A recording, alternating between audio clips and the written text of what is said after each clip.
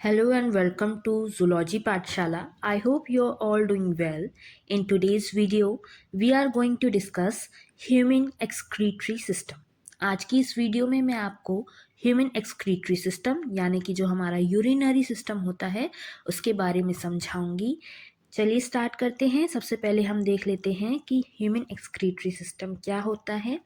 Excretion क्या होता है सबसे पहले हम पढ़ेंगे। एक्सक्रीशन के बारे में उन्होंने कह रखा है कि यहाँ पे excretion is the biological process by which metabolic waste products and toxic substances are removed from the body.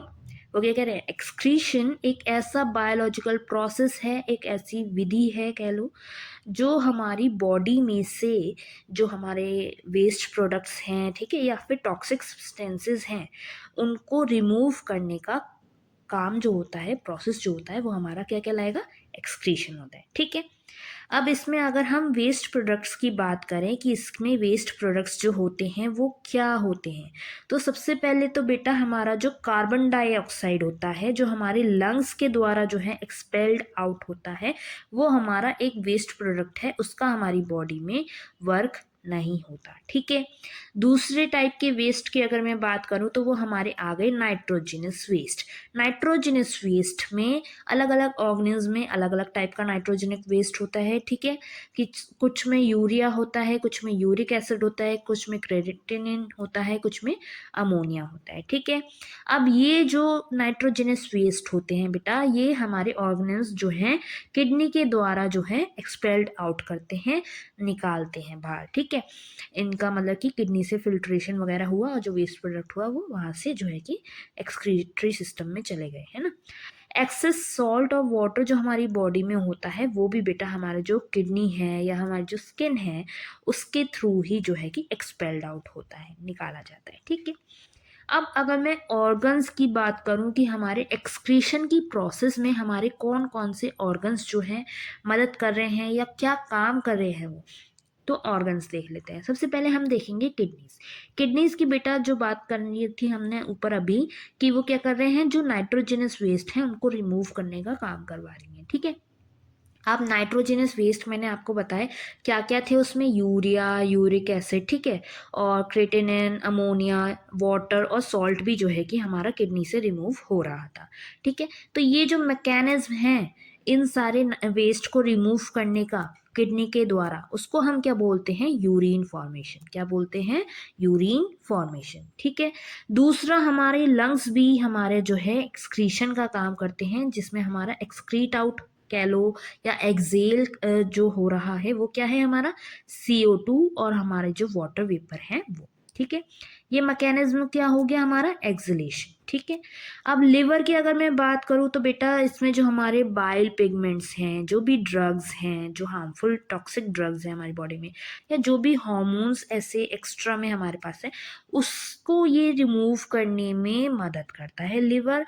किस मैकेनिज्म के द्वारा, बाइल सिक्रीशन के द्वारा। ठीक है, स्किन की अगर मैं बात करूँ, स्किन क्या कर रहा है, वाटर हो गया, सॉल्ट हो गया, या फिर यूरिया भी कुछ केसेस में देख लो, या स्मॉल अमाउंट्स में हम कह सकते हैं वाटर और सॉल्ट के साथ में यूरिया भी जो है हमारे स्वेट में जो है कि रिलीज होता है, निकल जाता है हमारी स्किन के द्वारा। ठीक है, अब अगर मैं लार्ज इंटेस्टाइन की बात करूँ तो यहाँ पे जो भी हमारा अनडाइजेस्टेड फूड है, ठीक है, जो हमारे बाइल पिगमेंट्स हैं वो जो हैं यहाँ से रिमूव होते हैं, यहाँ से एक्सपेल्ड आउट होते हैं ये वेस्ट।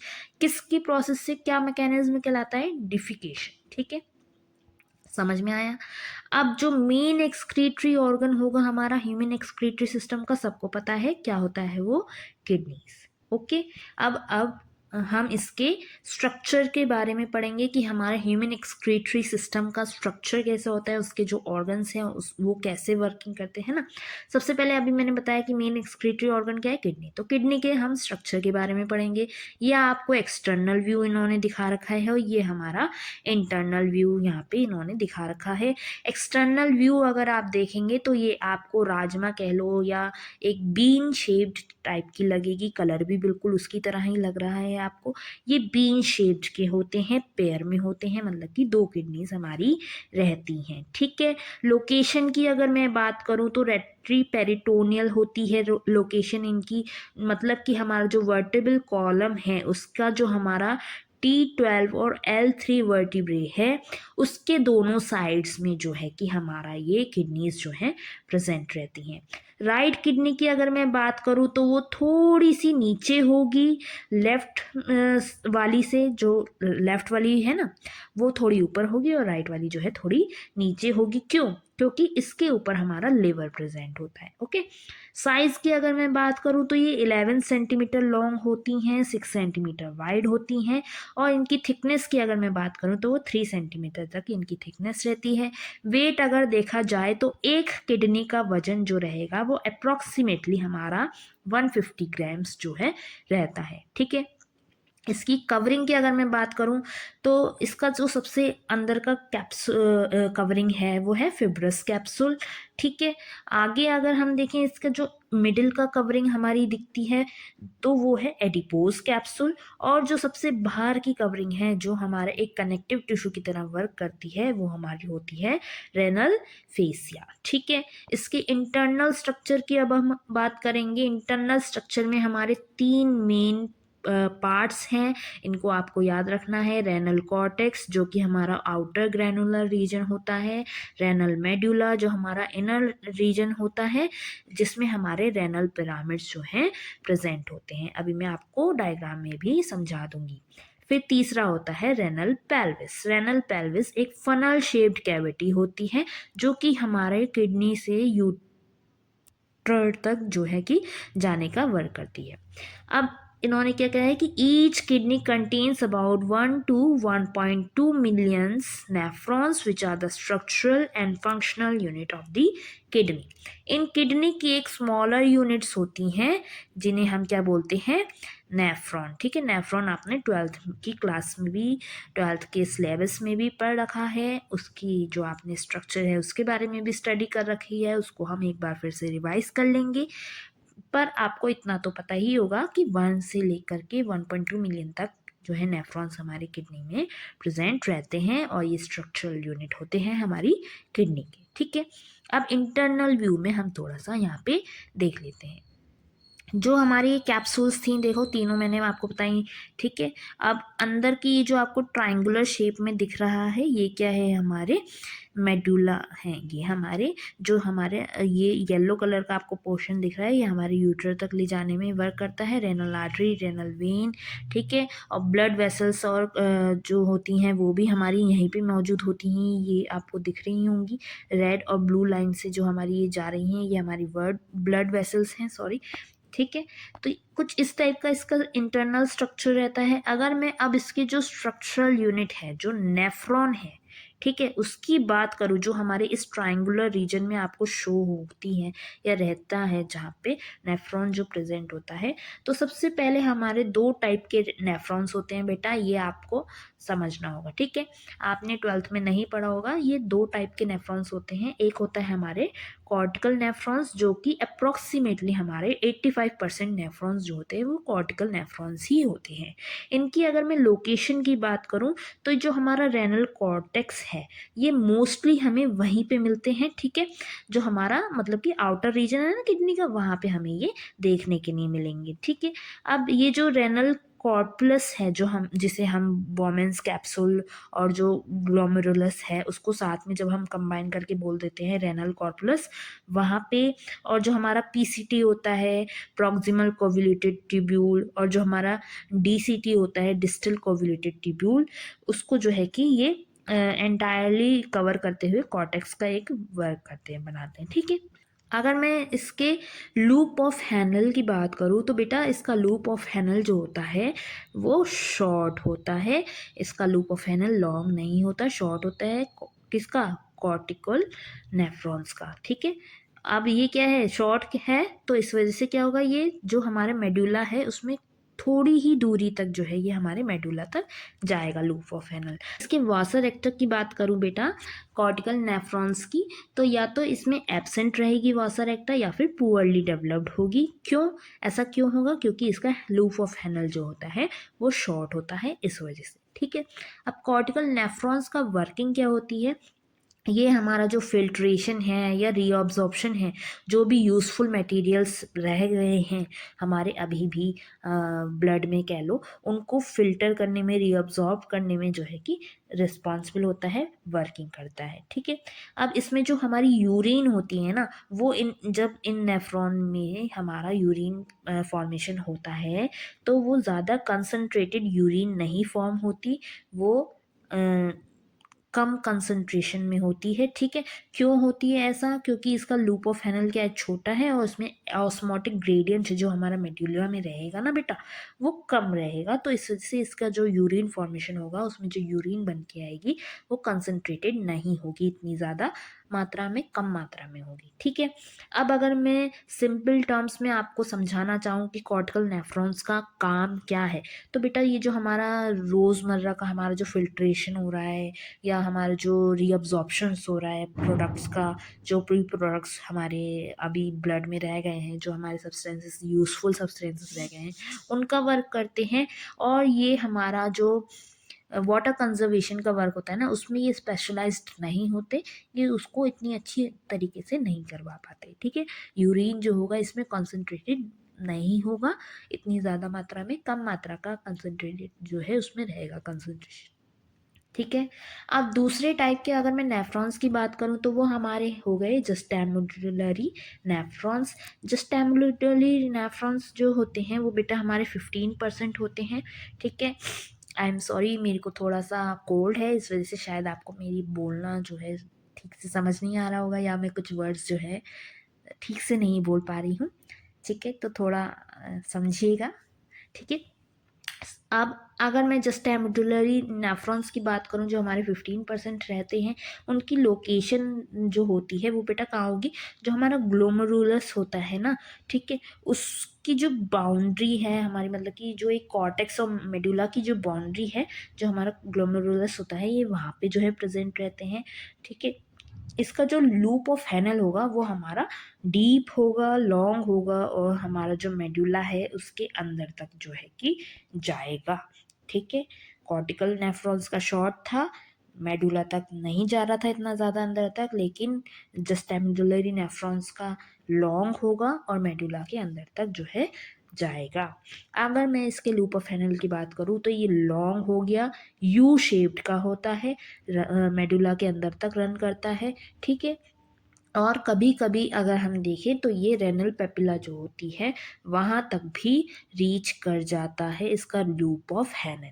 इसके अगर मैं वासरेक्टा की बात करूँ तो ये वेल डेवलप्ड नेटवर्क होता है, इसमें हमारा स्ट्रेट कैपिलरीज का जो हमारा वासरेक्टा बना रहा है। ठीक है, वासरेक्टा जो है कैपिलरीज का एक नेटवर्क होता है, और ये हमारा जो लूप ऑफ हेनल है ना बेटा, उसके पैरेलल में ये हमारा वासरेक्टा जो है कि चलता है बिल्कुल। ठीक है, इसमें जो हमारा ऑस्मोटिक ग्रेडियंट है मेडुला में, उसको मेंटेन करने का भी वर्किंग जो है ये हमारा वासरेक्टर जो है करता है। ठीक है, आगे देखते हैं, इसके फंक्शंस पढ़ लेते हैं। फंक्शंस की अगर मैं बात करूं तो ये हमारा जो कंसंट्रेटिंग यूरिन है उसको बनाने का काम, उसके फॉर्मेशन का काम करते हैं जस्टैमुलरी नेफ्रॉन्स। ठीक है, किसके द्वारा? काउंटर करंट मैकेनिज्म के द्वारा करते हैं। ये मैकेनिज्म क्या होता है ये भी मैं आपको आगे समझाऊंगी, तो धीरज रखिए थोड़ा सा। ठीक है, और जो हमारे वाटर हैं, इलेक्ट्रोलाइट्स हैं जो हमारी बॉडी में ज़रूरी हैं, ठीक है, जिनका अगर मान लो एक्सेस अमाउंट में जो है कि लॉस हो जाए तो हमें डिहाइड्रेशन या फिर कोई भी और टाइप की प्रॉब्लम हमें हो सकती है, उनके कंजर्वेशन का वर्क जो है ये करते हैं जस्टैमुलरी नेफ्रॉन्स, जिससे हमें डिहाइड्रेशन वगैरह ना हो। ठीक है, सिंपल टर्म्स में अगर मैं बताऊं तो जस्टैमुलरी नेफ्रॉन्स जो होते हैं वाटर सेविंग स्पेशलिस्ट होते हैं, इनके पास लॉन्ग लूप ऑफ हेनल होता है, वॉसर एक्टा भी इनके पास वेल डिफाइंड होता है, अच्छा सा नेटवर्क होता है कैपिलरीज का। ठीक है, जिससे कि ये कंसंट्रेटेड यूरिन प्रोड्यूस करने का वर्क जो है कर पाते हैं। ठीक, अब हम काउंटर करंट मैकेनिज्म देख लेते हैं बेटा। काउंटर करंट मैकेनिज्म में उन्होंने कह रखा है कि जो हमारे जस्टैमेडुलरी नेफ्रॉन्स होते हैं ना बेटा, क्योंकि उसमें लॉन्ग लूप ऑफ हेनल होता है और वासर एक्टा भी होता है, वो एक दूसरे के अपोजिट डायरेक्शन में जो है कि वर्क करता है। मतलब कि मान लो लूप ऑफ हेनल में अगर जो सब्सटेंसेज हैं वो इस डायरेक्शन में फ्लो हो रहे हैं, तो जो हमारा वासर एक्टा होगा उसमें इस डायरेक्शन में जो है कि जो हमारा सब्सटेंसेस हैं वो फ्लो होंगे, ठीक है ना। तो ये काउंटर करंट हो गया। अब इससे क्या होता है, जो हमारा ऑस्मोटिक ग्रेडियंट होता है हमारे मेडुला में, वो ज़्यादा मात्रा में क्रिएट होता है, हाई अमाउंट में क्रिएट होता है, जिससे कि जो भी हमारा रीअब्जॉर्प्शन होना है हमारे वाटर का कलेक्टिंग डक्ट से, वो अलाउ हो पाता है, अच्छे से हो पाता है ना। और फिर जब वाटर जो है ज़्यादा मात्रा में अलाउ हो गया, रीअब्जॉर्ब हो गया, तो जो हमारी आगे चल के जो यूरिन फॉर्मेशन हो रहा है, जो हमारी यूरिन बन के जा रही है, वो कैसी होगी, कंसंट्रेटेड मात्रा में होगी, ठीक है। अब अगर मैं आपको एक लाइन में इनको बोलना चाहूँ कि दोनों का अगर मैं आपको बता दूँ कि कॉर्टिकल नेफ्रॉन्स और जस्टैमेडुलरी नेफ्रॉन्स क्या होते हैं। कॉर्टिकल नेफ्रॉन्स जो है फिल्टर करने का वर्क करेंगे, यूरिन फिल्ट्रेशन का, ठीक है। और जस्टैमेडुलरी नेफ्रॉन्स जो हैं यूरिन कंसंट्रेशन का वर्क करेंगे, ठीक है। समझ में आया। आगे देखते हैं, पार्ट्स ऑफ नेफ्रॉन की बात कर लेते हैं। अगर मैं पार्ट्स ऑफ नेफ्रॉन में देखूं तो सबसे पहले हमारा मेन पार्ट जो होता है बोमेंस कैप्सूल, या फिर हमारा जो ग्लोमेरुलस होता है, जब वो साथ में मिलकर के हमारा रेनल कॉर्पुलस बना लेते हैं, ठीक है। वो एक बहुत ही इंपॉर्टेंट स्ट्रक्चर होता है, ये कप शेप्ड स्ट्रक्चर होता है, सबने पढ़ा है, ठीक है। अब इसमें जो है कि हमारी कैपिलरीज से ये बना होता है। यहाँ पे जो हमारा सबसे मेन फंक्शन हो रहा है, जो हमारा फिल्ट्रेशन ऑफ ब्लड का है, वो यहाँ पे ही होता है रेनल कॉर्पुलस, यानी कि हमारा बोमेंस कैप्सूल और ग्लोमेरुलस में होगा, ठीक है। अब जो पीसीटी होती है, प्रॉक्सिमल कोव्यूलेटेड ट्यूब्यूल जो होती है बेटा, ये हमारी जो एपिथीलियल होती है उससे लाइंड होती है, ठीक है। ब्रश बॉर्डर होती है, उसको लाइन करने में मदद करती है, लाइनिंग होती है उसकी, ठीक है। इसका फंक्शन जो होता है वो हमारा क्या होता है कि ये ग्लूकोज है हमारे ब्लड में, अमीनो एसिड्स हैं, सॉल्ट्स हैं, वाटर है, उनको रीअब्जॉर्ब करने में हमारी जो है कि मदद करती है, ठीक है। अगर लूप ऑफ हैनल की मैं बात करूं बेटा, तो ये एक डिसेंडिंग लिम्ब है, ठीक है, जो हमारा वाटर कह लो। और फिर उसके बाद में ये यू शेप में होता है, असेंडिंग लिम्ब भी होता है, जिसमें हमारा वाटर का जो है आदान प्रदान होने में हमारी मदद करता है। इससे क्या होगा, इसमें जो हमारा वाटर का आदान प्रदान के लो हो रहा है, वो ऑस्मोटिक ग्रेडियंट जो है उसको मेंटेन करने का वर्क करता है। जितना लंबा लूप ऑफ फेनल होगा उतना हाई जो है ऑस्मोटिक ग्रेडियंट प्रोड्यूस होगा। और कॉर्टिकल नेफ्रॉन में शॉर्ट लूप ऑफ फेनल होता है, तो उसमें ऑस्मोटिक ग्रेडियंट क्या है, कम होता है, ठीक है। डिस्टल कोवुलेटेड ट्यूब्यूल की अगर मैं बात करूं, डीसीटी जिसे हम बोलते हैं, इसमें क्या होता है हमारा बेटा, जो हमारा पीएच है और जो हमारा आयनिक बैलेंस है उसको रेगुलेट करने का काम जो है हमारा डीसीटी करती हैं, ठीक है। ये हमारा एक तरह की मान लो रीअब्जॉर्प्शन का वर्क कर रहे हैं, जो भी हमारे यूजफुल सब्सटेंसेस हैं ना, जैसे कि हमारा Na पॉजिटिव हो गया, ठीक है, उसको जो है रीअब्जॉर्व करने का वर्क कर रहे हैं, जिससे कि हमारा जो सिक्रीशन है आयंस का, वो एक्टिवली जो है हो पाए। कलेक्टिंग डक्ट होती है एक, इसमें जो हमारी क्या होती है, एक लॉन्ग ट्यूब होती है, जिसमें हमारा जो फिल्ट्रेट है ना, जो सारे सब्सटेंसेस रीअब्जॉर्व होने के बाद में जो हमारा सब्सटेंस बचा है, फिल्ट्रेट बचा है, वो जो है कि यहाँ पे आकर के हमारा जो है रिसीव हो जाता है, ठीक है। इसमें जो हमारा यूरिन है, इसका फंक्शन यही होता है कि ये जो हमारा यूरिन जो फिल्ट्रेट जो रिसीव हुआ है उसको कंसंट्रेट करने का वर्क करता है, उसकी कंसंट्रेशन का वर्क करता है, एडीएच को कंट्रोल करते हुए, ठीक है। अब अगर मैं यूरिन फॉर्मेशन का प्रोसेस देखूं बेटा, तो सबसे पहले यूरिन फॉर्मेशन के कुछ स्टेप्स होते हैं। स्टेप 1 में जो होता है हमारा, वो होता है अल्ट्रा फिल्ट्रेशन। अल्ट्रा फिल्ट्रेशन में क्या होता है बेटा, जो हमारा बोमेंस कैप्सूल है ना, सबसे पहले तो ये वहाँ पे होगा, इतनी बात समझिए आप। ये डायग्राम आपको दिख रहा है, ये हमारा बोमेंस कैप्सूल है, ठीक है। ये हमारा ग्लोमेरुलस है जो कैपिलरी से मिलकर के हमारा बना हुआ है, ठीक है। रेनल कॉर्पुलस इसे हम बोलेंगे पूरे स्ट्रक्चर को। इसमें क्या होता है, जो हमारा ब्लड प्रेशर होता है ना, वो हमारा जो प्लाज्मा होता है, जिसमें हमारे प्रोटीन्स नहीं होते, खाली प्लाज्मा जो होता है, उसको जो है ग्लोमेरुलस कैप्सूल में जो है कि पुश करते हैं, फोर्स करते हैं जिससे कि वो उसमें आए, जिससे जो हमारी ग्लोमेरुलस कैप्सूल है, ठीक है, उसकी जो कैपिलरीज है ना, वो क्या करेंगे, इस फिल्ट्रेट को इस ब्लड को कह लो, वो फिल्टर करने का जो है कि वर्क करेंगी, और जो ये फिल्ट्रेट यहाँ से पास होकर के जाएगा वो एक ग्लोमेरुलर फिल्ट्रेट कहलाता है। ठीक है, अब इसकी अगर मैं फिल्ट्रेशन रेट की बात करूँ कि ये जो ब्लड जो है ये कितनी मात्रा में जो है फिल्टर होकर के जा रहा है, तो इसकी फिल्ट्रेशन रेट जो रहती है वो अप्रॉक्सीमेटली हमारी 125 मिलीलीटर पर मिनट की रहती है, या फिर 180 लीटर पर डे की हमारी ये फिल्ट्रेशन रेट जो है रहती है। इसको हम ग्लोमेरुलर फिल्ट्रेशन रेट या फिर GFR भी बोलते हैं, ये आपको पूछा जा सकता है। ठीक है, तो ये ध्यान रखिएगा। आगे देखते हैं स्टेप 2 क्या होता है। स्टेप 2 में बेटा हमारा जो सेलेक्टिव रीअब्जॉर्प्शन है वो होता है। इसमें जो हमारा फिल्ट्रेट आ रहा है, जो हमारा ब्लड आ रहा है ना, ठीक है, फिल्टर होकर के ग्लोमेरुलस से, उसमें से जो हमारे 99% जो सब्सटेंसेस होते हैं वो जो है इस दौरान जो है सेलेक्टिव रीअब्जॉर्प्शन के दौरान जो है रीअब्जॉर्ब हो जाते हैं, दोबारा से हमारी बॉडी में चले जाते हैं। किसके द्वारा? PCT के द्वारा, प्रॉक्सिमल कोवलेटेड डक्ट के ट्यूब्यूल के द्वारा। ठीक है, अब इसमें जो सब्सटेंसेस रीअब्जॉर्ब होते हैं वो कौन कौन से होते हैं? ग्लूकोज, अमीनो एसिड, NaCl, ठीक है, मतलब Na पॉजिटिव, सोडियम और क्लोरीन, ठीक है, और वाटर।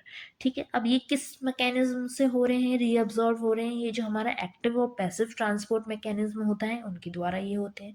ठीक है, ये आपको एक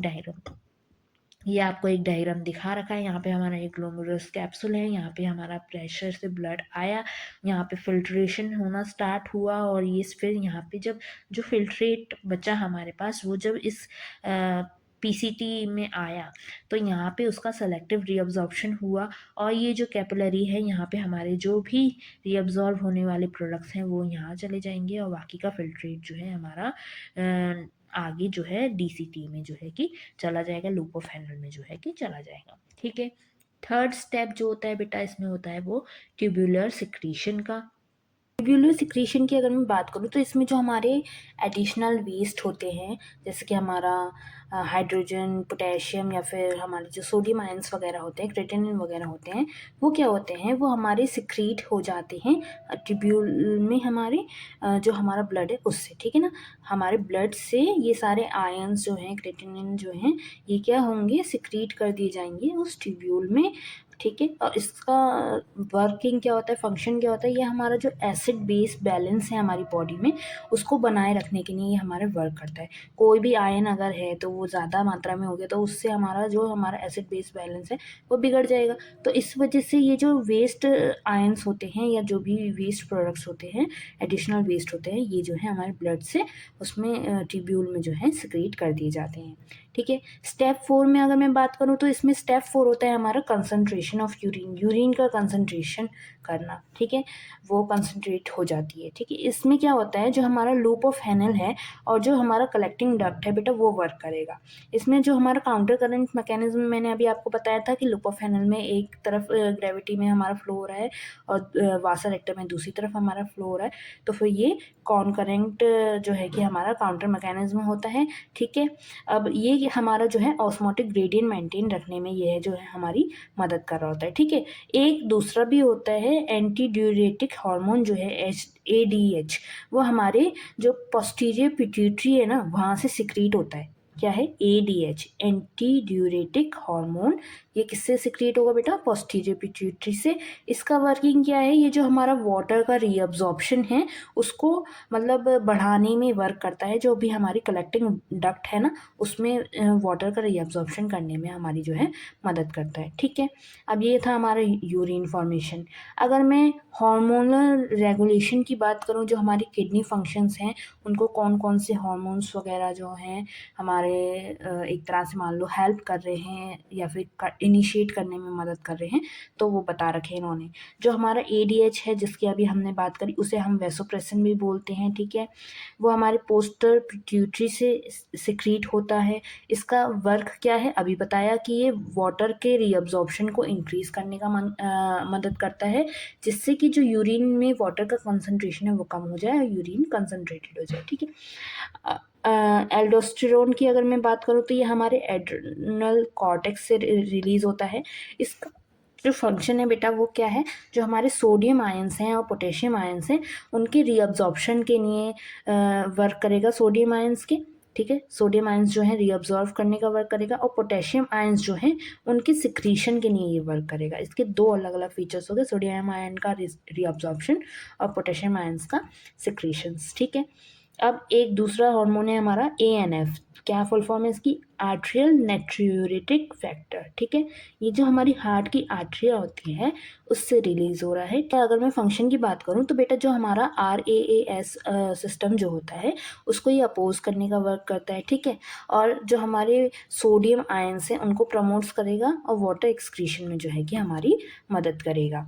ठीक है, अब रेनिन एंगियोटेंसिन सिस्टम जो होता है, ये जो RAAS की बात हो रही थी, ये जो हमारा एक हार्मोन है इसका भी एक वर्क है। किडनी और लिवर और एड्रेनल ये तीनों जगह से सिक्रीट होता है, तीनों जगह से मिलके इसकी फंक्शनिंग होती है। ये सिस्टम जो है तीनों जगह से मिलकर के बनता है, किडनी, लिवर और एड्रेनल से। ठीक है, इसका अगर मैं एक्शन की बात करूँ तो ये जो हमारा BP है, ठीक है, और जो हमारा एल्डोस्टेरॉन रिलीज है उसको प्रमोट करने में, BP को इंक्रीज करने में ये हमारी वर्क जो है करेगा। ठीक है, ये हमारे हॉर्मोन्स की बात हो गई। अगर मैं नॉर्मल यूरिन जो होती है उसके कंपोजिशन की बात करूँ कि यूरिन किस किस चीज़ों से मिलके बना होता है, तो बेटा सबसे पहले तो वॉल्यूम देख लो। वॉल्यूम जो होती है यूरिन की वो 1.5 लीटर होती है अप्रॉक्सीमेटली। एक दिन में 1.5 लीटर यूरिन जो है फॉर्म होता है हमारी बॉडी में। पीएच की अगर मैं बात करूँ तो इसका पीएच जो है स्लाइटली एसिडिक होता है, मतलब कि 6.0 से 6.5 के बीच में ये जो है कि रहेगा। ठीक है, कॉम्पोजिशन की अगर मैं बात करूँ कि किन किन चीज़ें से मिलके बना है, तो इसमें वाटर 95% वाटर होता है, यूरिया 2% होता है, सॉल्ट्स जो होते हैं वो 2% होते हैं, और जो बाकी 1% बचा उसमें हमारी ये अदर सब्सटेंसेज आ गए, जैसे कि हमारा यूरिक एसिड, क्रेटेनिन, अमोनिया, या फिर जो भी हमारे पिगमेंट्स हैं, बाइल पिगमेंट्स वगैरह हैं, वो सब चीज़ें। ठीक है, ये हमारा यूरिन का कंपोजिशन हो गया। अगर मैं कॉमन किडनी डिसऑर्डर्स की बात करूँ, जो किडनी में हमारी जो डैमेजेस या फंक्शनैलिटी प्रॉब्लम्स आती हैं, डिसऑर्डर्स जो हो जाते हैं, उनकी बात करूँ तो बेटा सबसे पहले जो हमारी डिसीज़ है वो है हमारी यूरेनिया। यूरेनिया जो होती है वो हमारी किडनी फेलियर कहलाती है। ठीक है, उसका कॉज क्या होता है, किडनी फेलियर की वजह से होती है, मतलब वो, और उसका इफेक्ट क्या होता है, जो हमारा यूरिया है उसका एक्यूमुलेशन जो है ब्लड में वो करने का काम जो है कर देती है। जो ब्लड में यूरिया की मात्रा है वो बढ़ जाती है किडनी फेलियर की वजह से। ठीक है, रेनल कैल्कुली जो किडनी स्टोन्स जिन्हें हम बोलते हैं नॉर्मल लैंग्वेज में, उनकी अगर हम बात करें तो इसमें जो हमारे सॉल्ट्स हैं उनका क्रिस्टलाइजेशन हो जाता है हमारी किडनी में। ठीक है, जैसे कि हमारे कैल्शियम हो गए, ऑक्सलेट हो गए, या फिर यूरिक एसिड्स वगैरह हो गए, इन टाइप के सॉल्ट्स जो हैं क्रिस्टलाइजेशन हो जाता है इनका, एक तरह से स्टोन्स ही कह लो आप। ठीक है, और इसका इफेक्ट जो होता है वो हमारे किडनी में पेन वगैरह, ऑब्स्ट्रक्शन वगैरह हमें महसूस होती है। ठीक है, दूसरी हमारी जो डिसीज़ होगी वो हमारी ग्लोमेरुलर फ्रेटिस हो गई। इसमें क्या होता है, जो हमारा ग्लोमेरुलस है, ठीक है, जहाँ पे हमारा ब्लड प्योरीफिकेशन का वर्क हो रहा है बेटा, ये वाला जो पार्ट था ना बॉमेंस कैप्सूल के अंदर, तो वहाँ पे जो है इन्फ्लेमेशन हो जाता है, मतलब एक तरह से मान लीजिए स्वेलिंग कह लीजिए। ठीक है, तो इससे जो है कि जो फिल्ट्रेशन हो रहा है हमारे ब्लड का, फिल्ट्रेट जो हमारा बनाने का काम करता है, यूरिन जो बनाने का काम कर रहा है एक तरह से, उसमें जो फिल्ट्रेशन रेट होगी वो रिड्यूस हो जाएगी, वो कम मात्रा में जो है कि फिल्ट्रेशन जो है करेगा। ठीक है, डायबिटीज़ इंसिपिडिस भी होता है। इसमें हमारा जो ADH था, वेसोप्रेसिन था, उसके लैक की वजह से ये हो जाता है, उसकी कमी की वजह से ये हो जाता है। इसमें क्या होता है, जो हमारा यूरिन होता है वो एक्सेसिवली डाइल्यूट हो जाती है, मतलब कि वो येलो कलर ना हो करके, क्योंकि वो वाटर उसमें ज़्यादा मात्रा में होगा तो उसका कलर चेंज हो जाएगा, वो ज़्यादा जो है कंसनट्रेटेड नहीं रहेगी। ठीक है, डायलिसिस की अगर मैं बात करूँ तो इसमें जो हमारा किडनी फेलियर ही एक तरह से रीज़न हो गया। इसमें हमारा जो है आर्टिफिशियल फिल्ट्रेशन ऑफ ब्लड हमें करना पड़ता है, इसके कॉज हो जाता है एक तरह से। ठीक है, और इसमें जो हमारा रेनल फेलियर है उसमें ये हमारा यूज़ भी होता है। ठीक है, अब मिक्चुरेशन की अगर मैं बात करूँ, जो हमारा यूरिनेशन कहलाता है, यूरिनेशन का ही दूसरा नाम है मिक्चुरेशन, ठीक है। इसका स्टोरेज का होता है यूरिन का, urine is stored in urinary bladder. सबको पता है कैपेसिटी कितनी होती है हमारी यूरिनरी ब्लैडर की, 600 to 800 ml, मतलब कि 1.5 लीटर में से 800 ml के अप्रॉक्सीमेटली एक बार में जो यूरिनरी ब्लैडर है वो हमारा स्टोर करके रख सकता है। रिलीज़ की अगर मैं बात करूँ तो ये हमारे जो स्पिंटर मसल्स हैं और मिक्टोन्यूट्रिशन रिफ्लेक्स हैं उनके द्वारा ये कंट्रोल होता है, इसका रिलीज़ जो होता है, ठीक है। वॉलंटरी एक्शन की अगर मैं बात करूँ, वॉलंटरी कंट्रोल की अगर मैं बात करूँ, तो ये हमारे जो अर्ली चाइल्डहुड है तभी ये जो है डेवलप हो जाता है। उसी के दौरान जो है एक बेबी कह लो, इन्फेंट बेबी जो होता है उसको पता नहीं होता कि कब उसको यूरिनेशन का मतलब कि उसको फील हो रहा है। लेकिन जैसे जैसे वो बेबी जो है एक चाइल्डहुड स्टेज में आता है, 5 to 6 ईयर्स का हो जाता है, 4 to 5 ईयर्स का हो जाता है, वो अपने पेरेंट्स को बताने लगता है कि मम्मा सुसु आ रही है, या ऐसे करके वो आपको कोई ना कोई हिंट देने लगता है, तो उसको वो चीज़ें फील होने लगती है। वो एक वॉलंटरी कंट्रोल होता है कि वो उसको रोक पाए, उसको कंट्रोल कर पाए, ठीक है। तो यही था हमारा आज का जो है कि पूरा टॉपिक, ह्यूमन एक्सक्रीटरी सिस्टम। एक समरी चार्ट मैंने यहाँ पे बता रखा है जिसमें मैंने प्रोसेस, उसका साइट और उसका मेन फंक्शन दे रखा है, वो एक बार देख लेते हैं कि फिल्ट्रेशन क्या है हमारा बेटा। जो बॉमेंस कैप्सूल है, जो हमारा ग्लोमेरुलस वगैरह है, उसमें हो रहा है फिल्ट्रेशन का प्रोसेस। इसमें जो हमारा फिल्ट्रेट है वो फॉर्म होता है। फिर हमारा रीअब्जॉर्प्शन का प्रोसेस होता है, जैसे कि जो हमारा पीसीटी, प्रॉक्सिमल कन्वोल्यूटेड डक्ट जो थी, ट्यूब्यूल जो थी, ठीक है, और जो हमारा हैनल का लूप था और डीसीटी थी, वहाँ पे हो रहा था रीअब्जॉर्प्शन का प्रोसेस। इसमें जो भी हमारे फिल्ट्रेट जो आया बॉमेंस कैप्सूल से, उसमें जो भी अभी भी हमारी यूजफुल सब्सटेंसेस बचे हैं उनका जो है रीअब्जॉर्प्शन हो रहा है, रिकवरी हो रही है, वो दोबारा से हमारे कैपिलरीज के थ्रू जो है ब्लड में जा रहे हैं। फिर सिक्रीशन की प्रोसेस हुई थी। सिक्रीशन हमारा जो डीसीटी थी और गलेक्टिंग डक्ट था उसके द्वारा हो रहा था। इसमें क्या हो रहा था, जो भी हमारे एडिशनल वेस्ट थे, जो भी हमारे आयंस थे, ठीक है, उनका जो है एलिमिनेशन हो रहा था, वो उस ब्लड में से जो है कि हमारे जो है टिब्यूल में सिक्रीट कर दिए जा रहे थे, ठीक है। और फिर हमारा कंसंट्रेशन का वर्क हो रहा था, ये हमारा लूप ऑफ हैनल और जो हमारा सीडी था वो मिल करके, कलेक्टिंग डक्ट जो था वो मिल करके कर रहे थे। इसमें क्या था, जो हमारा वाटर का रीअब्जॉर्प्शन था वो हो रहा था, जिससे कि जो यूरिन में एक्सेस अमाउंट में हमारा वाटर रह गया है वो जो है रीअब्जॉर्ब हो जाए और जो यूरिन का कंसंट्रेशन है वो हमारा बढ़ जाए, ठीक है। अब कुछ इंटरेस्टिंग फैक्ट्स भी मैं आपको बता देती हूँ इसके बारे में। जो हमारे फिश होते हैं बेटा, वो हमारे अम्यूनोटैलिक होते हैं, मतलब कि उनका जो यूरिनरी वेस्ट होता है, जो नाइट्रोजिनस वेस्ट होता है, वो अमोनिया होता है, ठीक है। बर्ड्स और रेप्टाइल्स की अगर मैं बात करूँ तो उसमें जो वो नाइट्रोजिनस वेस्ट जो एक्सक्रीट आउट कर रहे हैं वो यूरिक एसिड होता है, इसलिए उन्हें यूरिकोटैलिक बोलते हैं। मैमल्स जैसे कि ह्यूमन बींग्स आ गए तो उसमें हमारा यूरिया होता है, इसलिए हमें यूरियोटैलिक बोलते हैं। यूरिकोटैलिक और यूरियोटैलिक सुनने में आपको काफ़ी सिमिलर लगेगा, लेकिन जो यूरिक एसिड जो है रिलीज कर रहे हैं, एक्सक्रीट कर रहे हैं, वो यूरिकोटैलिक, और जो यूरिया एक्सक्रीट आउट कर रहे हैं वो यूरियोटैलिक, ठीक है। अब किडनी के बारे में उन्होंने बता रखा है कि किडनी के पास, हर किडनी के पास 2 किडनी होती है हमारी, हर किडनी के पास में 1 मिलियन से ज़्यादा जो है नेफ्रॉन्स, अप्रॉक्सीमेटली 1 मिलियन के करीब नेफ्रॉन्स जो है हमारे रहते हैं, जिनकी फिल्ट्रेशन पावर अगर मैं देखूँ, फिल्ट्रेशन रेट अगर मैं देखूँ, तो वो 180 लीटर तक जो है कि प्लाज्मा फिल्टर करने में हमारा जो है वर्क करते हैं एक दिन के अंदर। ओके, आई होप आपको ये टॉपिक अच्छे से समझ में आया होगा और आपको ये वीडियो अच्छी लगी होगी। अगर आपको ये वीडियो अच्छी लगी हो तो मेरे चैनल को सब्सक्राइब करना ना भूलिएगा, ज़ूलॉजी पाठशाला, और ऐसे ही वीडियोस को देखते रहने के लिए अब मेरे बेल आइकन को ज़रूर प्रेस करिए। जो भी मैं वीडियो डालूँगी उसकी नोटिफिकेशन आपको मिल जाएगी। Stay tune, bye bye.